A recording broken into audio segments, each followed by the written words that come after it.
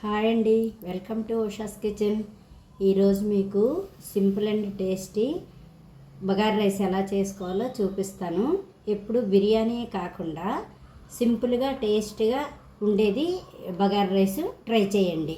కావాల్సిన పదార్థాలు: ఉల్లిపాయ ముక్కలు, పచ్చిమిర్చి, పుదీనా, కొత్తిమీర, అల్లం వెల్లుల్లి పేస్ట్. ముందుగా కుక్కర్ పెట్టుకొని అందులో 2 స్పూన్లు నెయ్యి వేసుకొని మిగతాది ఆయిల్ వేసుకోవాలి. వేసుకొని 2 ఏలాచి, చెక్క, లవంగా, తర్వాత పచ్చిమిర్చి, ఉల్లిపాయ అన్నీ వేసుకొని కలుపుకోవాలి.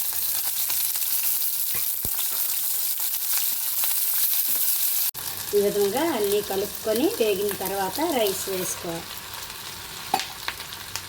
రైస్ వేసి కలుపుకున్నాక 2 గ్లాస్ వాటర్ వేసి సాల్ట్ వేసుకొని మూత పెట్టి 3 విజిల్స్ రావాలి. ఎంతో సింపుల్ అయిన టేస్టీ బగారా రైస్ రెడీ.